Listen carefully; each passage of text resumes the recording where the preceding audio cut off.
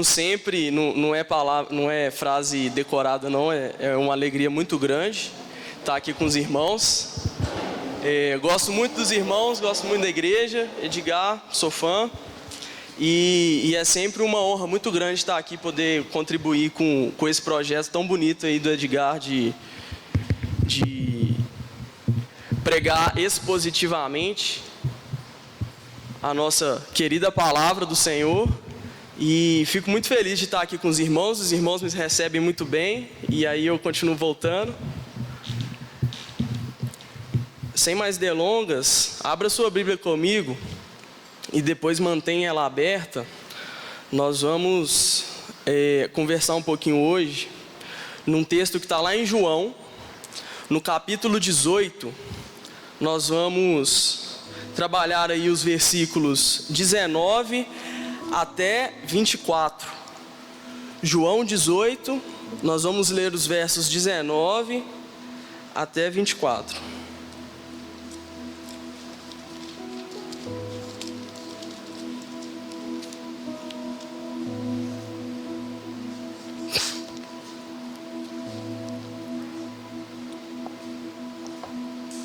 Vamos fazer a leitura do texto.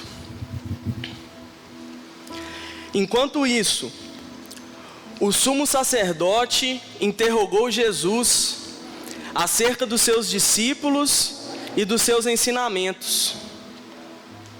Respondeu Jesus: eu falei abertamente ao mundo e sempre ensinei nas sinagogas e no templo, onde todos os judeus se reúnem. Eu nada disse em segredo. Por que me interrogas? Pergunta aos que me ouviram, e certamente eles sabem o que eu disse. Quando Jesus disse isso, um dos guardas que estava perto bateu-lhe no rosto.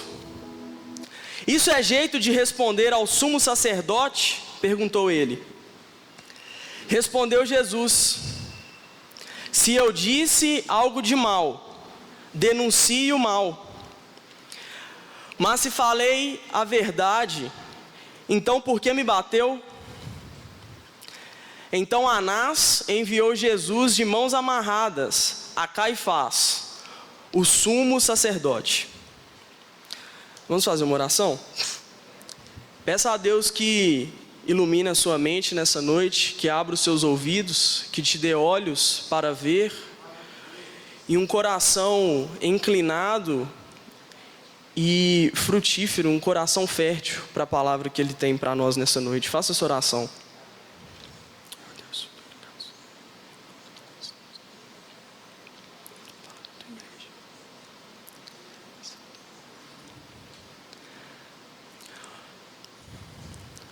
Ó Senhor, nós clamamos a Ti, Deus, que o Senhor se faça presente no nosso meio nessa noite, que a Tua palavra possa vir de encontro aos nossos corações, Deus, e nos transformar.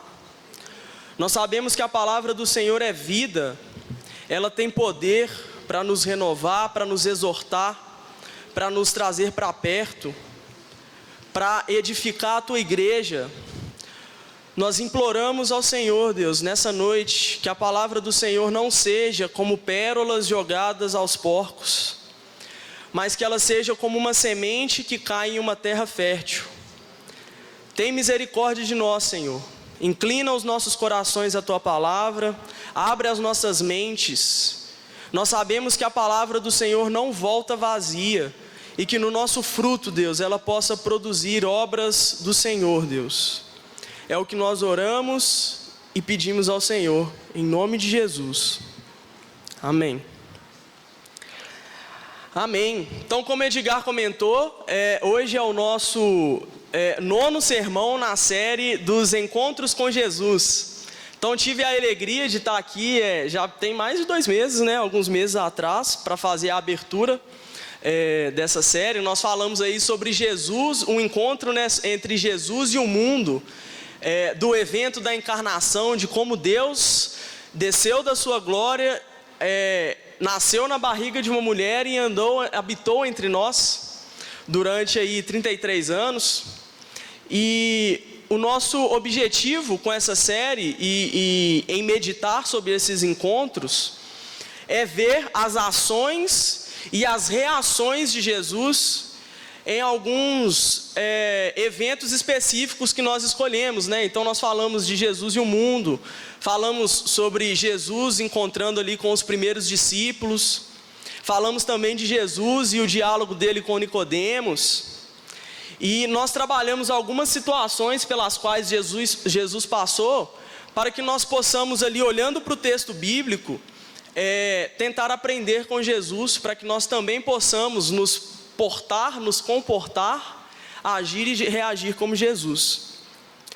Então, se você estava aqui na semana passada, o encontro, né, o tema da semana passada foi um encontro não tão feliz, como também não é o tema de hoje, o trecho de hoje, que foi o encontro de Jesus com os soldados.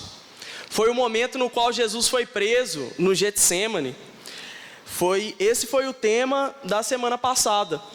E aí hoje, avançando mais um pouco na narrativa bíblica, nós vamos ver que logo após Jesus ser preso, ele foi levado para ser interrogado, que é o nosso tema de hoje, o encontro de Jesus com os sumos sacerdotes. Então, se você tiver com a sua Bíblia aberta aí, mantenha a sua Bíblia aberta comigo, volta algumas páginas, vamos dar uma olhada lá no inicinho do capítulo 13. Vamos dar uma olhada lá no capítulo 13, no verso 1, verso 1 aí do capítulo 13. O capítulo 13, ele é onde começa, ele é onde tem esse início da narrativa dos acontecimentos dessa noite, que é uma das noites mais importantes no ministério de Jesus. É a noite na qual ele se encontra com os discípulos, toma a ceia com eles no cenáculo, faz um grande discurso que nós temos aqui no Evangelho de João, tem aquela grande oração que nós conhecemos como oração sacerdotal. Ainda nessa noite ele prediz que vai ser traído. Ainda nessa noite ele se retira para orar no Getsêmani. Nós sabemos que é um momento difícil no ministério terreno de Jesus, que a alma dele está agoniada. Ali no Getsêmani, ele para, ele ora, ele tem um momento ali de agonia a ponto de suar sangue. É nessa mesma noite em que ele é preso, sermão da semana passada. É nessa mesma noite que ele é apresentado diante das autoridades religiosas e é condenado. E aí no outro dia de manhã ele é apresentado diante de Pilatos. Então essa é uma noite chave nos eventos que nós chamamos aí da paixão de Cristo, que é esse caminhar aí na reta final do ministério terreno de Jesus, é esse caminhar em direção à cruz. E que para a gente tenha consciência de como Jesus estava diante disso tudo, ou ao passar por isso tudo, é interessante que nós prestemos atenção como que se inicia o capítulo que narra os primeiros acontecimentos dessa noite. Leia aí comigo, capítulo 13, verso 1. Um pouco antes da festa da Páscoa, sabendo Jesus que havia chegado o tempo em que deixaria este mundo e iria para o Pai, tendo amado os seus que estavam no mundo, amou-os até o fim. Então esse é o verso de introdução dessa noite sombria, dessa noite com tantos acontecimentos difíceis para o nosso Senhor Jesus nessa terra. E nós começamos, desde o primeiro versículo que abre essa narrativa, nós sabemos que Jesus, ele tem consciência das coisas, ele sabe quem ele é, ele sabe que chegou o momento no qual ele voltaria para o Pai. Ele também sabe como que deve acontecer essa volta para o Pai, ele sabe o meio através do qual ele voltará para o Pai, que é a cruz. Ele tem consciência disso, ele tem a visão do todo, ele sabe de todas as coisas que vão acontecer, ele está lúcido. E o texto diz que, sabendo disso tudo, Jesus ele está ali reunido com os seus discípulos, e que, tendo amado aqueles que eram seus e que estavam no mundo com ele, ele os amou até o fim. Ele os amou até o fim. Então é importante que nós tenhamos isso em mente, porque nós passamos aqui em eventos que aconteceram com Jesus, e nós vamos ver aqui hoje especificamente o julgamento, e a gente precisa ter em mente de que Jesus não caiu de paraquedas nas coisas que estão acontecendo. E muitas vezes nós lemos os textos e nós achamos até que Jesus ele faz alguns movimentos para tentar evitar que as coisas cheguem onde cheguem, né? Às vezes ele é julgado e fica em silêncio, e aí a gente pensa, nossa, Jesus não falou nada porque ele não queria ir para a cruz, né? Não queria ser condenado. Errado. Jesus ele está totalmente consciente do que deve acontecer. Ao contrário dos discípulos que não entenderam nada do que Jesus falou com eles nessa noite. Jesus que falou que ia para o Pai e depois falou que eles não poderiam segui-lo. Aí eles ficaram confusos: mestre, como vamos segui-lo se nós não sabemos o caminho, para onde você está indo? Por um lado nós temos os discípulos totalmente confusos, pouco tempo antes ainda discutindo entre si, falando com Jesus: Jesus, quando você se assentar no trono, permita que eu sente à sua direita e o outro sente à sua esquerda, ainda imaginando que Jesus estava indo para Jerusalém para tomar um reino físico, para se assentar num trono físico e reinar através de um exército, e eles não entendiam o que Jesus falava. E do outro lado nós temos Jesus focado, resoluto, ele sabe o que deve ser feito. É interessante que, caminhando aí um pouco, volta comigo lá para o capítulo 18, um trecho aí do sermão da semana passada.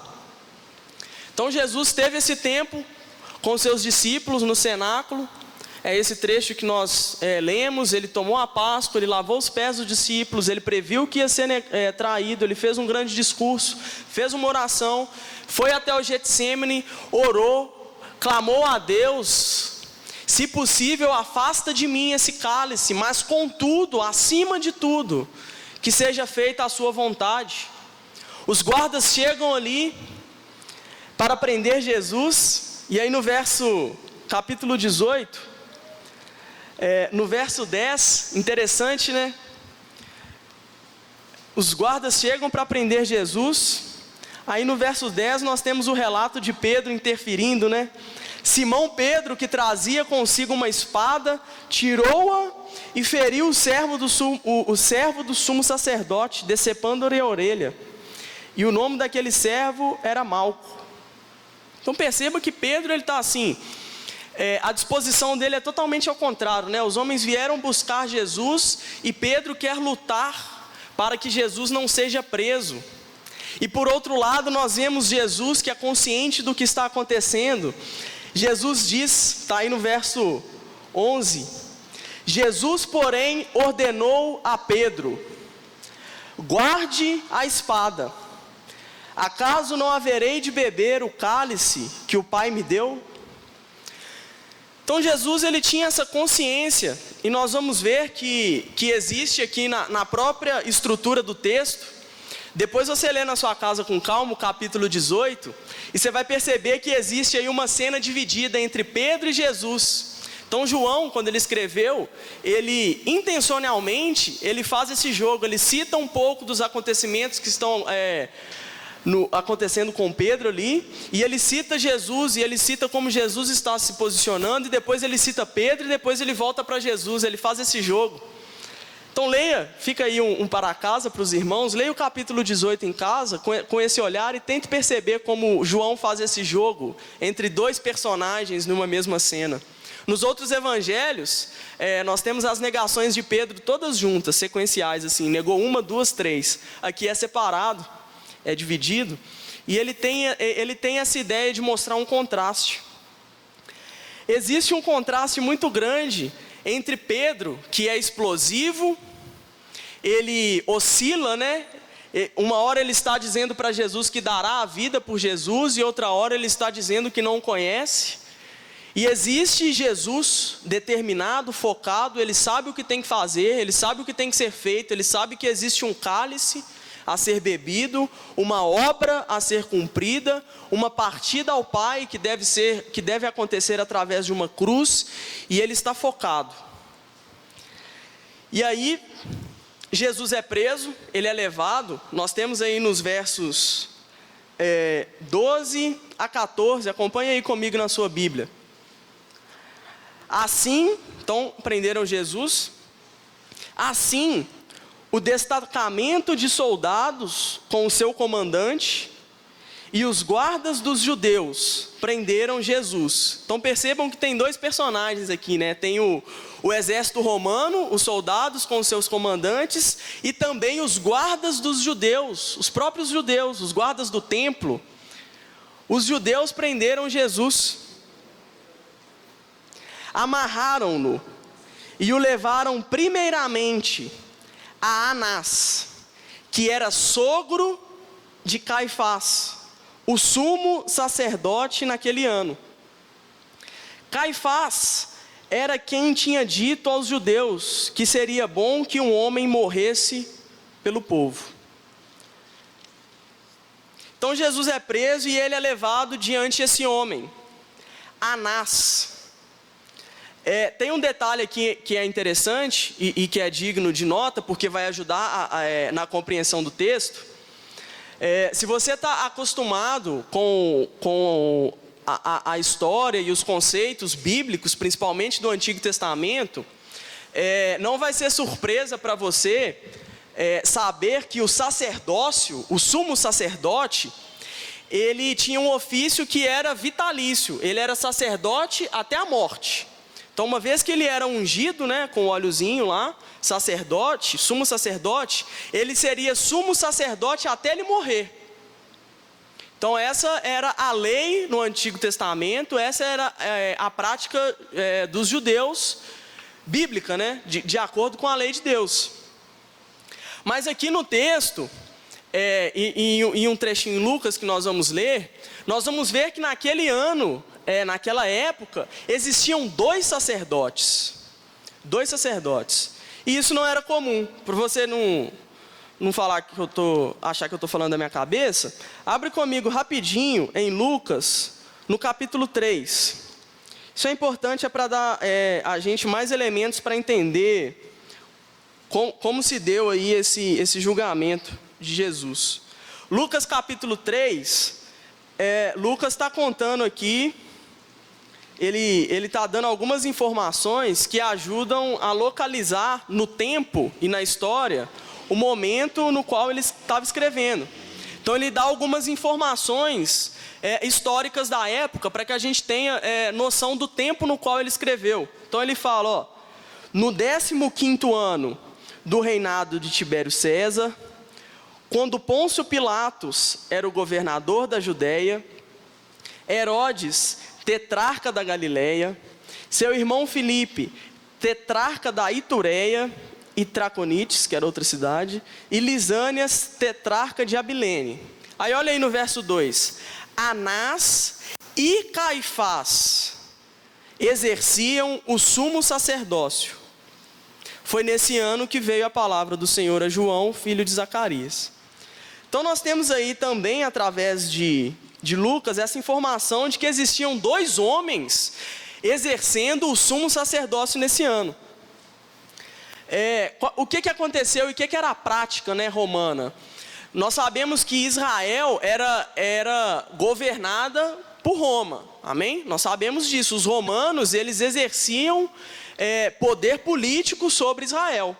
Então, quando eles assumiram esse governo sobre Israel, eles retiraram o sumo sacerdote, que era o sumo sacerdote legítimo, o sumo sacerdote segundo a lei de Moisés, e eles colocaram outro cara. Provavelmente um outro cara com o qual eles tivessem algum relacionamento, para tentar ali alguma influência política sobre o povo, etc. Nós sabemos como isso acontece. Então, por causa disso, existia Anás, que é o personagem do interrogatório que nós vamos ver, E existia o Caifás, o problema é que até o nome dos caras é parecido, né? E existia o Caifás, que era o sumo sacerdote, que estava no cargo, mas que era o sogro do outro que tinha sido deposto. Roma tirou ele e botou o genro dele.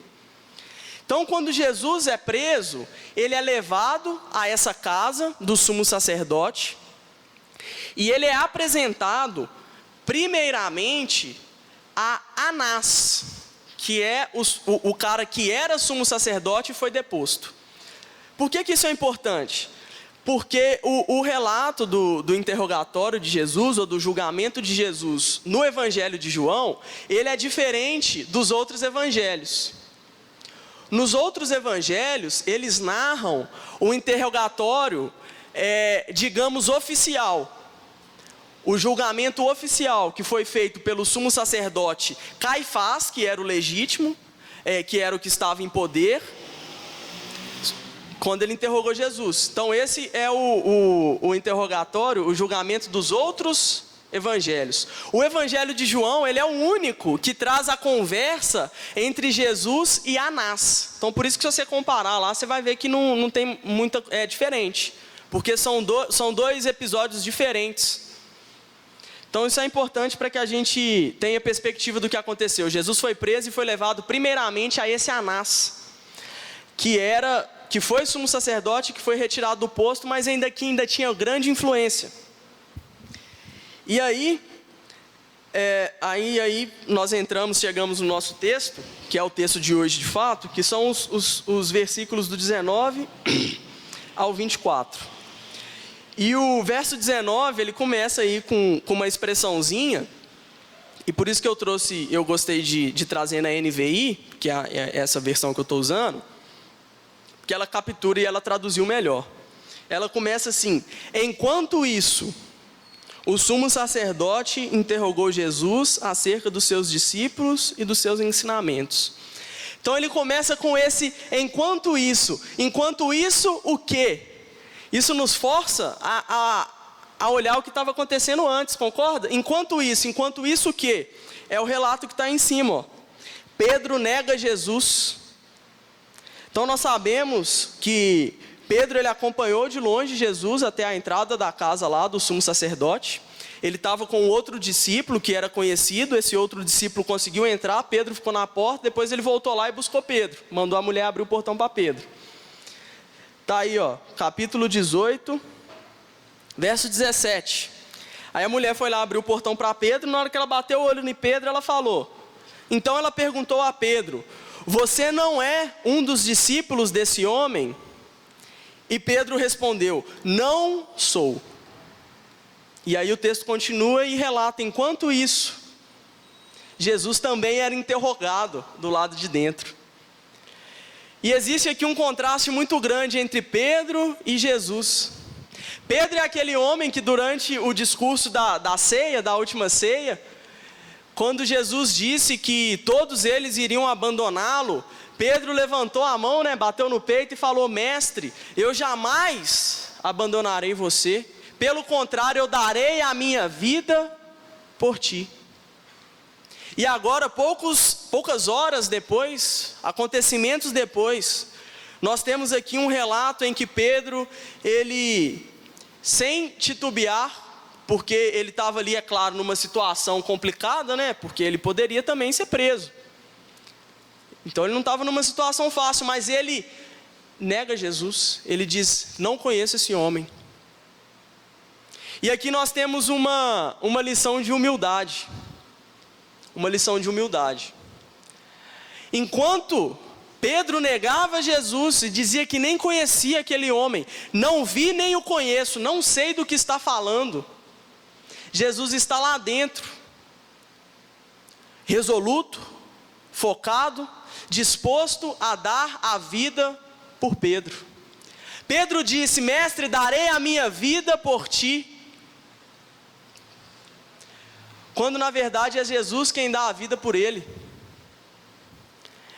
Pedro, ele ainda não tinha entendido, ele não tinha a clareza, e graças a Deus ele teve essa compreensão essa iluminação, e nós tivemos, depois da morte e ressurreição de Jesus, nós tivemos o grande Pedro, fundou igreja, escreveu carta, fez grandes discursos em Atos, mas a essa altura ele ainda não tinha compreensão do que eram os propósitos de Jesus e o que eram os propósitos que ele achava que Jesus deveria ter ou cumprir.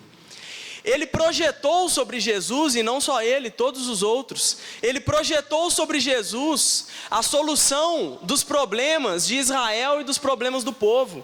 Imagine, é difícil para a gente imaginar o que é viver como colônia, né? De uma outra nação, difícil. Imagina se você sai na rua aqui, tem um tanto de argentino, né? Para a gente é difícil ter, nós não temos rivalidade, guerra, nós não vivemos nesse contexto, mas imagine uma cidade, um povo que vive sob opressão, que tem outra nação que os escraviza, que toma tributos, que rege as leis do templo, que interferem até na própria religião deles, a ponto de trocar o sumo sacerdote, uma coisa que para eles era sagradíssima. Eles viviam sob forte opressão romana. Eles esperavam um Messias que iria sentar no trono de Davi e reger as nações com cetro de ferro. E aí vem Jesus, o Cristo, faz muitos milagres, diz abertamente ser o Filho de Deus, cumpre várias profecias na pessoa em que ele é e nas atitudes. Eles olham para aquele homem e ele fala: cara, é agora, nós vamos ser independentes de novo. Nós vamos ter o nosso poder como nação novamente, nós vamos pegar esses romanos, nós vamos expulsar eles. E aí do nada Jesus vira e fala que o reino dele não é desse mundo. E que ele vai vencer, mas não é montando um exército e com a espada, mas que é morrendo na cruz. E aí todo aquele vigor, todo aquele empenho que Pedro tinha, talvez Pedro estivesse realmente, talvez ele se voluntaria em morrer por Jesus, fazendo parte do exército de Jesus, ou durante uma grande batalha para tomar o trono. Talvez ali sim, de fato, ele daria a sua vida pelo mestre. Quando as ações do mestre estivessem de acordo com o que ele imaginava que deveria acontecer. Mas quando Jesus destrói essa perspectiva, essas projeções que eles tinham colocado sobre ele, e ele diz que o caminho dele é o caminho da cruz, os discípulos perdem o chão. Um deles chega até a traí-lo, vende ele. Os outros vão todos embora, Pedro nega. Esse Jesus, se não for para fazer de acordo com o que eu quero que ele faça, nem o conheço. Nem o conheço. E isso acontece muito com a gente também. Muitas vezes nós projetamos sobre Jesus os nossos planos, os nossos objetivos, o que nós achamos que Jesus deve fazer ou não, o que Deus deve fazer ou não por nós. E quando as coisas acontecem contrariando aquilo que nós pensamos que era o certo ou que era o errado, nós também negamos Jesus. Nós também falamos: esse Jesus aí que deixa a doença bater na porta da minha casa, que deixa o desemprego chegar, esse Jesus aí eu não conheço. Nós rejeitamos o Jesus, porque muitas vezes nós confundimos as ações de Jesus e os objetivos de Jesus e de Deus com os nossos. Meu irmão, não é o objetivo principal de Deus que nós tenhamos uma boa vida nesse mundo. Não é. Pelo contrário, o próprio Senhor Jesus disse: no mundo vós tereis aflições. O próprio Jesus disse que o caminho seria estreito. E muitas vezes nós projetamos sobre Jesus os nossos projetos, os nossos sonhos de carreira, de negócios, de conquistar, de ministério. As igrejas estão cheias disso. E aí as coisas acontecem ao contrário do que nós projetamos, e as pessoas dizem que é o diabo que se levantou, que muitas se decepcionam. A gente escuta isso: fui na igreja e decepcionei. Cara, é impossível. Se você foi apresentado ao Jesus verdadeiro, é impossível que você se decepcione com ele. Agora, se você foi apresentado a um Jesus ao qual eles disseram que ia fazer a sua vida ser 1000 maravilhas, provavelmente você vai se decepcionar. Porque essa promessa, ela não condiz com a realidade do que a gente experimenta no dia a dia. A vida não é mil maravilhas, meu irmão, e você sabe disso. Então nós temos aqui uma lembrança e um aviso, que se nós projetarmos os nossos sonhos e os nossos objetivos sobre Jesus, isso não é. Muitas vezes acontece. Muitas vezes Deus realiza os nossos sonhos, realiza. Muitas vezes as coisas que nós almejamos, elas se tornam realidade, sim. Mas isso não quer dizer que tudo que você deseja, Deus vai fazer para você. E, pelo contrário, nem tudo, e obviamente, nem tudo o que você deseja está alinhado com a vontade daquilo que Deus deseja. Nós vemos um Jesus que ele tem um foco muito grande durante o seu ministério terreno. Ele chega a dizer que a comida dele é fazer a vontade do Pai. Ele tem um objetivo muito claro na frente dele. E nós vemos também os discípulos que o seguem e que muitas vezes estão confusos. Às vezes eles parecem perceber, mas às vezes eles fazem coisas que parece que eles estão totalmente perdidos. E aqui é mais um ponto interessante, para a gente pular para o outro verso, é o seguinte, que muito antes de Pedro ter um compromisso a nível de entregar a sua vida por Jesus, Jesus já tinha um compromisso desse tipo com Pedro. Muito antes de Pedro estar disposto a entregar a vida dele por Jesus, porque ele disse que entregaria a vida por Jesus, mas quando chegou o momento do teste, da prova, de uma circunstância que talvez poderia levar ele a ser morto e ser condenado, ele deu um passo atrás. Mas Jesus não.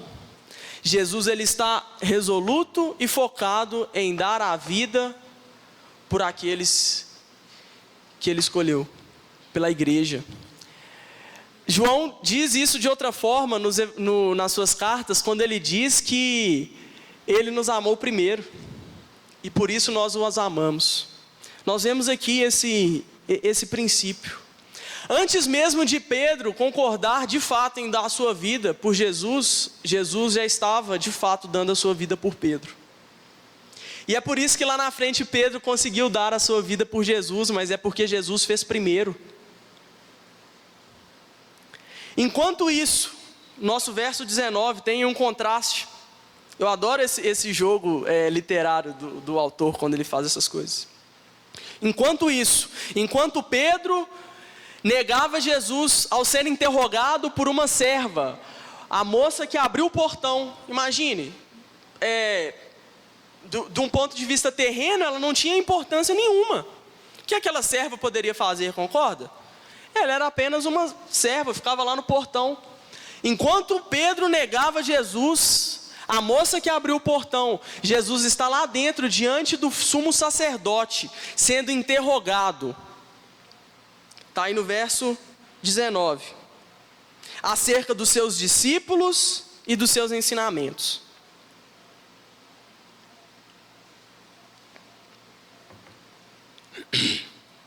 Aqui tem um outro ponto que é importante que nós entendamos, para que nós consigamos entender o restante do texto. Como eram feitos os julgamentos segundo a lei judaica naquela época?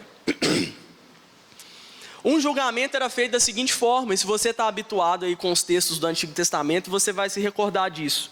No Antigo Testamento nós também vemos muito isso, que é o uso recorrente das testemunhas. Então, como que era feito um julgamento naquela época? Eles traziam o acusado, né, o réu, e eles traziam duas testemunhas. E se duas testemunhas concordassem na acusação que eles têm contra aquele réu, ele seria julgado culpado. Era assim. A única coisa que bastava eram duas testemunhas. Se existissem duas testemunhas e elas concordassem na acusação, o réu seria condenado. E aí nós vemos aqui que esse julgamento, e por isso muitas pessoas não chamam de julgamento, chamam de interrogatório, é que ele é diferente, porque aqui não tem testemunha, e o réu ele é interrogado. isso não é a forma normal, a forma comum, a forma segundo os padrões do Antigo Testamento para se julgar uma pessoa. Eles pegaram Jesus e apresentaram ele diante de um homem que começou a fazer perguntas para ele. E isso não era a forma normal de um julgamento ser conduzido. Um julgamento, ele deveria ser conduzido com testemunhas. Então, esse julgamento é um julgamento falso, é um julgamento corrupto, é um julgamento tendencioso, é um julgamento no qual eles já têm a sentença, eles nem querem saber o que Jesus tem a dizer, eles nem querem saber se vai ter testemunha, se a testemunha vai ser verdadeira ou se a testemunha vai ser falsa. A única coisa que eles querem é se livrar de Jesus, eles querem se livrar de Jesus. E aqui tem um ponto de atenção para a gente, porque esses homens que querem se livrar de Jesus, eles não são homens qualquer, eles são as autoridades religiosas daquela época, eles são os homens que guardavam a lei de Moisés, eles são os homens que ministravam nas sinagogas, que faziam os sacrifícios no templo. Eles eram os homens que eram os representantes de Deus na terra. E esses homens, eles estavam tão corrompidos, o sistema religioso deles estava tão falido, e eles estavam tão mais preocupados com os aspectos terrenos da religião, que eles estavam frente a frente com Deus, e eles não tiveram olhos para reconhecer Deus ali. E ao contrário, eles quiseram matá-lo e se livrar dele, porque ele estava incomodando os negócios deles. Vem comigo, aí no capítulo 11, até que horas, Edgar? Até que horas? 8 e? Então aí no capítulo 11, nós temos um relato aí a partir do verso, capítulo 11, verso 45. A minha Bíblia tem uma notinha, a minha não, digamos, prestou, tem uma notinha que é a conspiração para matar Jesus. O que estava acontecendo aqui? Lázaro morreu, as irmãs de Lázaro enviaram mensageiros para falar a Jesus, né? Olha, o amigo ao qual você ama morreu. Jesus foi lá, trouxe Lázaro de volta à vida, um sinal, um milagre maravilhoso, impressionante. Muitas pessoas estavam lá, viram esse milagre, muitas pessoas sabiam que ele tinha morrido, e esse foi um sinal assim, um dos maiores sinais, me arrisco a dizer, de que Jesus fez. E isso levou com que muitas pessoas crescem em Jesus, porque muitas pessoas viram Lázaro morto, viram o luto das irmãs e depois viram Lázaro vivo. E muitos estavam lá também na hora na qual Jesus mandou Lázaro sair, né, do sepulcro. Aí o verso 45 diz: muitos dos judeus que tinham vindo visitar Maria, vendo o que Jesus fizera, creram nele. Mas alguns deles foram contar aos fariseus que Jesus tinha feito. Então os chefes dos sacerdotes e os fariseus convocaram uma reunião do sinédrio, uma reunião semelhante a essa que nós vamos ver agora, no qual Jesus está sendo julgado. O que estamos fazendo? Perguntaram eles. Aí está esse homem, realizando muitos sinais miraculosos. Se nós o deixarmos, todos crerão nele.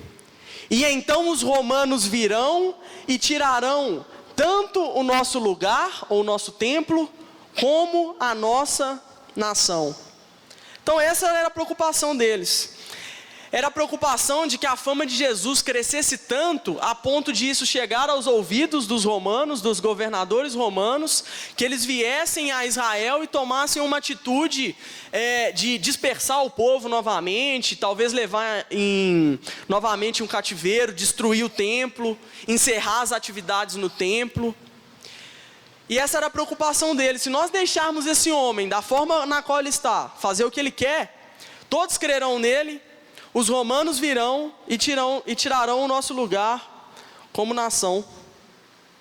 E aí o texto continua, olha aí o verso 49.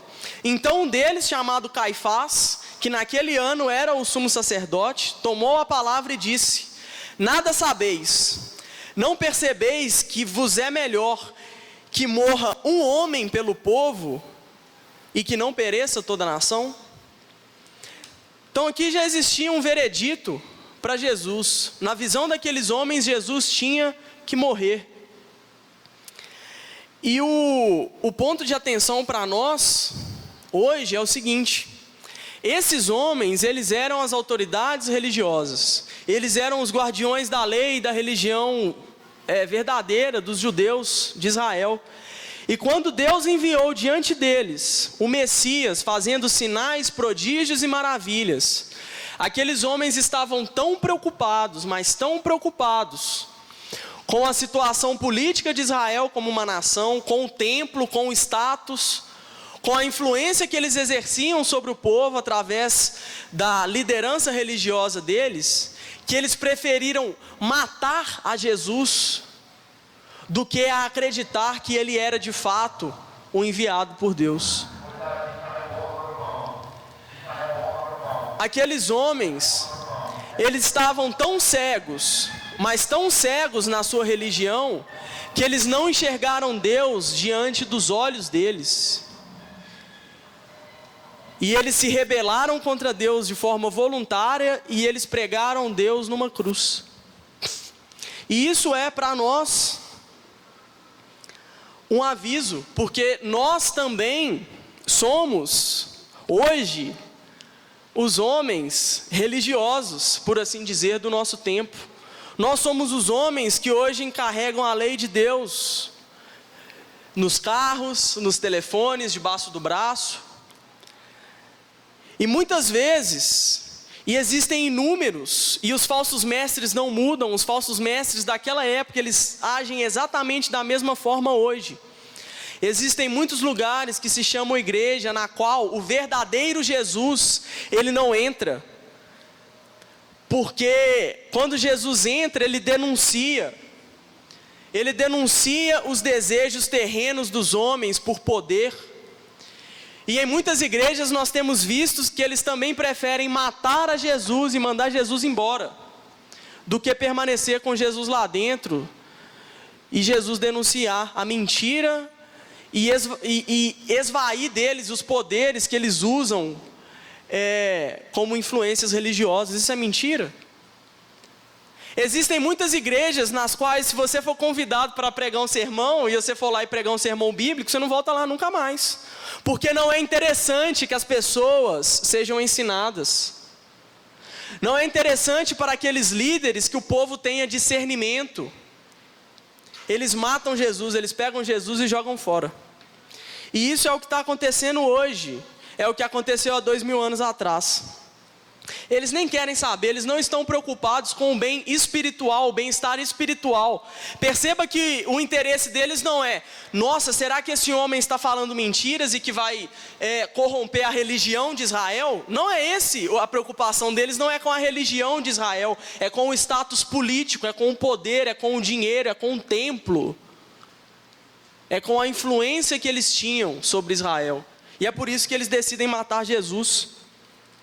Volta comigo lá para o nosso capítulo de hoje, que é o capítulo 18. Então eles pegam Jesus e eles começam a fazer perguntas para Jesus. E aí nós temos a resposta de Jesus. E esse pano de fundo que eu dei é importante para que nós consigamos entender as respostas de Jesus. Porque muitas vezes a gente vê a resposta de Jesus e acha que ele está se esvaindo, né?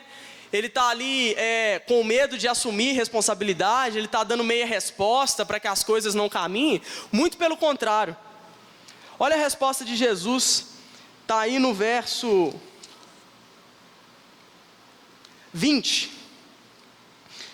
Jesus respondeu: eu falei abertamente ao mundo, sempre ensinei nas sinagogas e no templo, onde todos os judeus se reúnem. Eu nada disse em segredo. Por que me interrogas? Interrogas aos que me ouviram, e certamente eles sabem o que eu disse. Então, se o conduzir formal de um julgamento deveriam ser testemunhas, dizendo e concordando sobre uma acusação contra Jesus, Jesus responde para ele: por que você está perguntando para mim? Está cheio de gente aí que escutou o que eu falei. Não vai ser difícil para você encontrar testemunhas e conduzir um julgamento lícito. Isso que você está fazendo, de fazer perguntas para mim, e você, sendo sumo sacerdote, deveria saber disso, não é a forma legal, não é a forma correta segundo a nossa lei. O que você deve fazer é o seguinte: eu falei no templo, todos os judeus me ouviram, falei abertamente. Não vai ser difícil encontrar testemunhas para que me acusem. Vai lá e busca eles e faça o julgamento da forma correta. É interessante que Jesus ele é questionado e ele é interrogado acerca dos seus discípulos e da sua doutrina. Mas na sua resposta, ele diz de forma enfática que ele é o responsável, não é?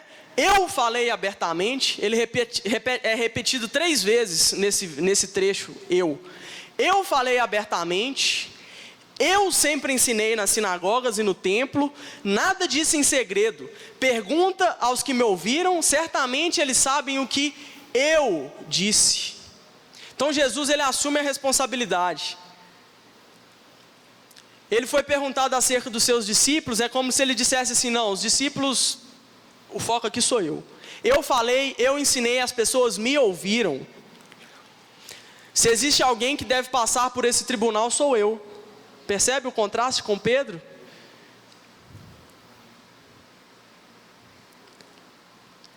E aí o texto continua. Está aí no verso. Percebe como é importante você ter essa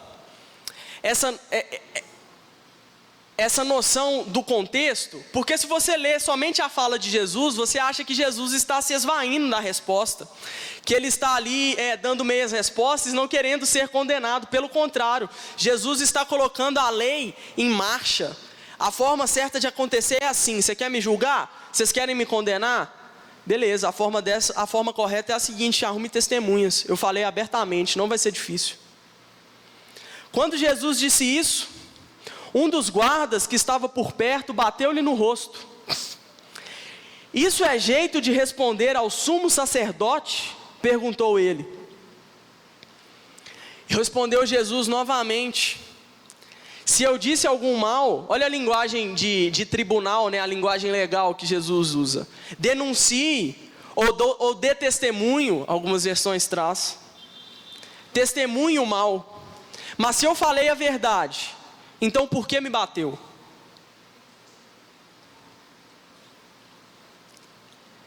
Então, Anás enviou Jesus de mãos amarradas a Caifás, que era o sumo sacerdote que estava em vigor, né? Então esse é o desenrolar da história. Jesus é preso e é apresentado esse homem para um primeiro julgamento, um primeiro interrogatório. Esse homem tenta tirar alguma coisa de Jesus, não é bem sucedido. Talvez eles estavam na mesma casa e depois disso eles pegam e levam Jesus para o outro cômodo. Talvez o cômodo oficial. Nós vamos ler um trechinho de Mateus para terminar o relato. E aí nós vamos ver que enquanto isso, em um outro cômodo já estava tudo armado. Os líderes religiosos, o sumo sacerdote em ofício estava lá, todo mundo esperando. E aí eles pegam Jesus e levam Jesus embora. E aqui nós tivemos um interrogatório, um julgamento que envolvia 2 sumos sacerdotes. De um lado, nós tínhamos o sumo sacerdote falso, que havia sido deposto do cargo, que fazia jogos políticos, que não se importava com a religião de Israel, que se preocupava única e exclusivamente com o glamour do seu templo, com a autoridade que eles exerciam, a influência que eles exerciam sobre o povo. E do outro lado nós temos o verdadeiro sumo sacerdote, Jesus Cristo, aquele que pelo seu povo foi oferta e ofertante, que sabia o que deveria ser feito pelo seu povo e o fez voluntariamente, aquele que coloca as necessidades do seu povo diante de Deus, aquele através do qual nós sabemos que podemos nos aproximar corajosamente, confiadamente do trono da graça, porque nós temos um sumo sacerdote que pode se compadecer por nós, porque viveu em carne humana e em tudo foi tentado, porém sem pecado. Ele conhece a nossa estrutura. Nós temos um sumo sacerdote que intercede à direita de Deus, e por causa disso nós temos certeza que aquele que deu o seu próprio Filho por nós não nos negará, não nos deixará de dar nenhuma outra coisa. Esse é o nosso sumo sacerdote, esse é o sumo sacerdote verdadeiro, essa é a verdade.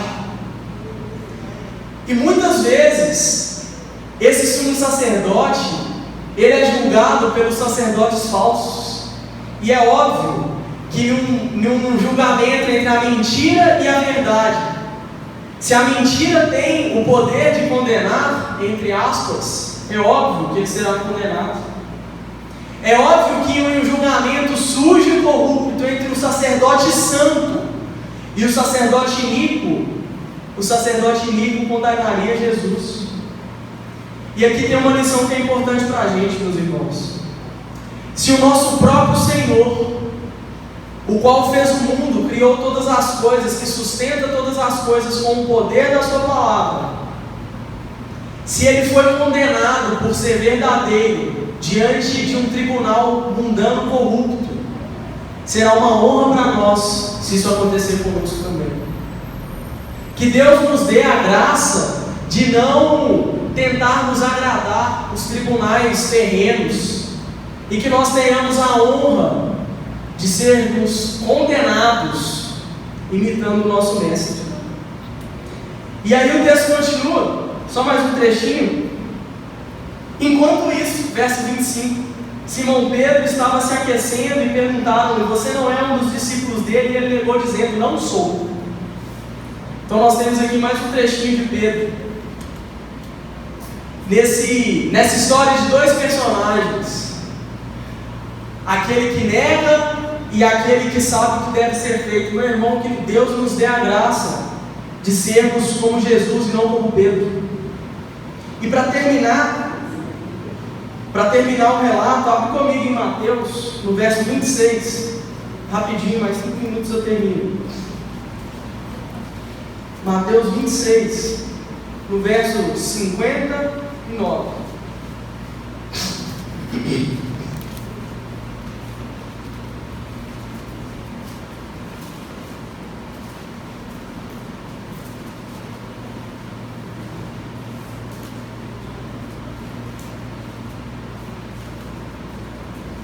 Então Jesus foi preso, foi levado a esse primeiro homem, Anás. Anás fez um interrogatório ali, não conseguiu tirar nada de Jesus e o levou ao julgamento formal. E agora nós vamos ler o texto do julgamento formal. Está aí a partir do verso 59. Os chefes dos sacerdotes e todo o sinédrio estavam procurando um depoimento falso contra Jesus, para que pudessem condená-lo à morte. Então agora eles estão fazendo da forma correta, né? Eles estão procurando testemunhas para que acusem Jesus e que conduzam o julgamento da forma que ela deveria ter sido conduzida. Mas nada encontraram, embora se apresentassem muitas falsas testemunhas. Finalmente se apresentaram duas que declararam: este homem disse: sou capaz de destruir o santuário de Deus e o reconstruí-lo novamente em 3 dias. E o sumo sacerdote levantou-se e disse a Jesus: você não vai responder à acusação que esses lhe fazem? Mas Jesus permaneceu em silêncio. Por quê? Porque não era obrigação dele. O sumo sacerdote lhe disse: eu exijo que você jure pelo Deus vivo. Se você é o Cristo, o Filho de Deus, diga-nos. Tu mesmo o disseste, ou tu o dizes, ou é como dizes, respondeu Jesus. Mas agora eu digo a todos vocês: chegarás o dia em que vereis o Filho do Homem assentado à direita do Deus Pai Todo-Poderoso. Não, Deus Pai foi o que eu coloquei, né? Assentado à direita do Todo-Poderoso, vindo sobre as nuvens do céu. Foi quando o sumo sacerdote rasgou as próprias vestes e disse: blasfemou. Porque precisamos de mais testemunhas? Vocês acabaram de ouvir a blasfêmia. O que vocês acham? É réu de morte, responderam eles. Então alguns lhe cuspiram no rosto e lhe deram murros. Outros lhe davam tapas e diziam: profetize-nos, Cristo, quem foi que lhe bateu? Então esse é o trecho do julgamento oficial de Jesus. Eles apresentaram agora as testemunhas falsas, muitas testemunhas, o texto nos diz. Os outros evangelhos dizem que foi difícil encontrar testemunhas com as quais montar uma acusação, porque elas se contradiziam. E aí eles viram para Jesus e exigem dele, e o sumo sacerdote faz uma jura e diz: se você eu exijo pelo Deus vivo, se você é o Cristo, diga-nos. E aí Jesus responde o tão famoso, né? Tu o dizes, que muitas vezes é interpretado como se Jesus estivesse esvaziando de si a culpa, né? Como se ele estivesse falando: não, é você que está falando aí. Mas não é essa a ideia. A ideia é que Jesus está falando assim: é isso aí que você disse. O sumo sacerdote vira para ele e fala assim: se você é o Cristo, o Filho de Deus, diga-nos. Aí Jesus responde: é isso aí que você disse. É como dissestes, a minha versão traz. É como dissestes, isso aí que você disse é verdade, eu sou o Filho do Deus vivo. E agora eu vou falar uma coisa para todos vocês: vocês verão o Filho do Homem vindo na glória de seu Pai com seus anjos. E nas palavras de Mateus, nesse dia ele retribuirá a cada um conforme as suas obras. Vamos orar.